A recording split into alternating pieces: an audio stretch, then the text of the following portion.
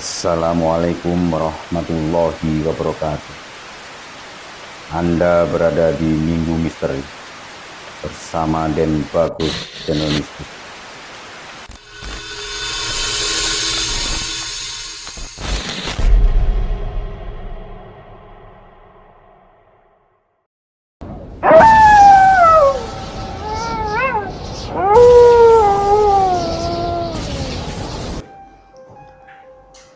Terdapat 20 rumah warga yang sandalnya dibuang langsung oleh kiai itu.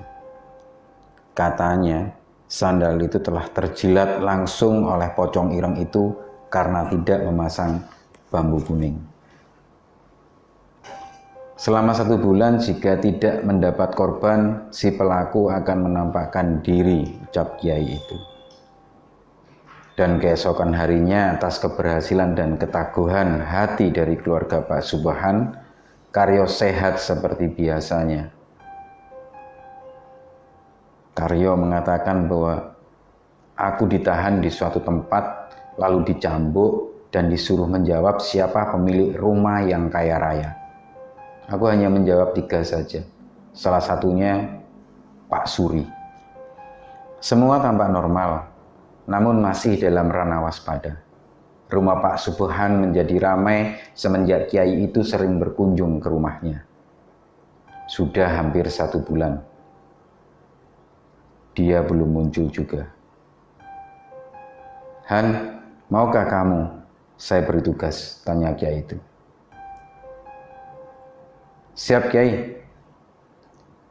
Datangilah rumah A, blok A, ciri-cirinya rumah bertingkat. Kamu hanya lewat saja, tidak usah menatap jendela sebelah kanan, disitulah kamarnya.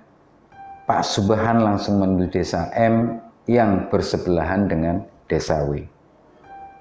Dan dalam kunjungannya dia teringat bahwa rumah itu hanya satu-satunya yang bertingkat. Tidak ada rumah lagi yang lebih mewah darinya. Pak Subhan ingat perkataan Pak Kiai, hanya lewat. Jangan menatap jendela sebelah kanan, karena itu kamarnya. Desa itu amat sepi, sedikit sekali aktivitas warganya. Warga di sana rata-rata pergi keluar daerah untuk bekerja di sana. Sedikit sekali yang memiliki sawah, tak heran jika desa M ini tergolong miskin dan pastinya warga di sekitaran desa M akan melakukan apa saja agar bisa melanjutkan hidupnya. Dan salah satunya adalah melakukan pesugihan. Dan ketika mencari-cari rumah yang dituju, Pak Subhan melewati sebuah rumah mewah. Namun di dalamnya terdengar keributan yang luar biasa. Pak Subhan tidak mau menguping. Dia terus berjalan dan berpura-pura tak tahu. Dia hanya mendengar segelintir ucapan dari seorang laki-laki. Kiai bangsat, dengarnya. Ucap laki-laki yang berada di rumah tingkat itu. Pak Subhan segera berlari karena informasi ini sangat penting dan harus disampaikan. Keringat dingin Pak Subhan mengucur sangat deras karena takut antara hidup dan mati mendengar laki-laki itu. Jika dia ketahuan karena mendengar sedikit dari ucapannya, bisa-bisa Pak Subhan akan diteror kembali. Karena desanya bersebelahan, 10 menit berlari pun sampai. Dan kemudian dia bertemu, melaporkan kepada Pak Kiai. Sudah ketemu? Sudah Kiai, jawabnya.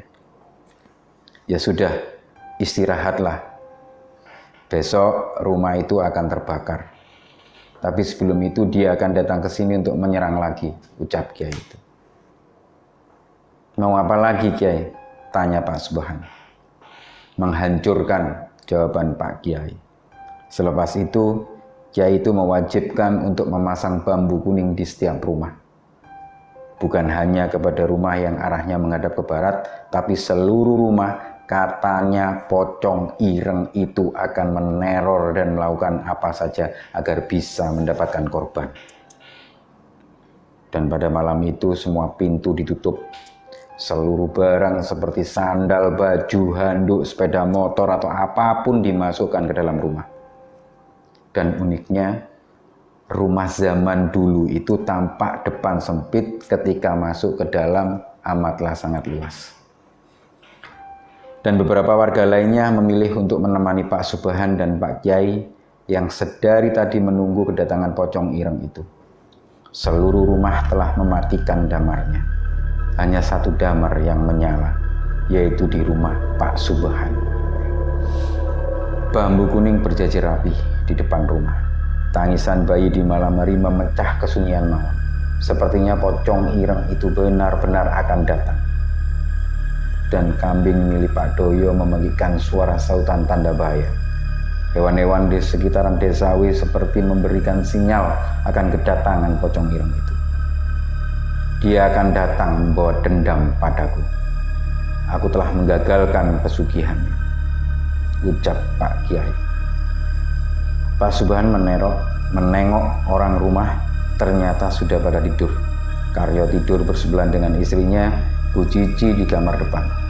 Saudara-saudara yang ikut serta dalam membacakan Al-Quran untuk Karyo sudah pulang sebelum teror pocong ireng ini muncul lagi.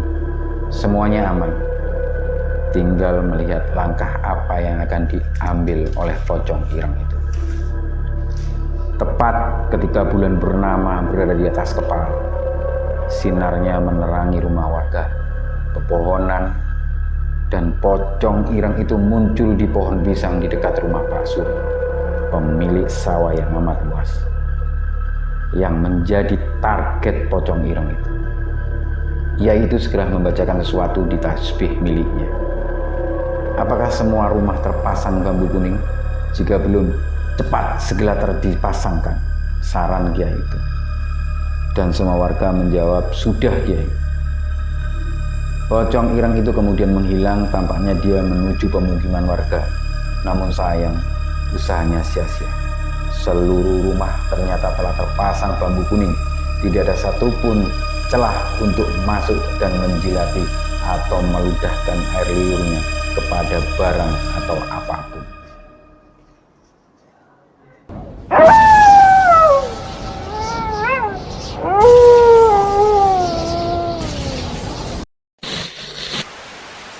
Dengarkan sekali lagi, sendirian, mereka dekat sekali.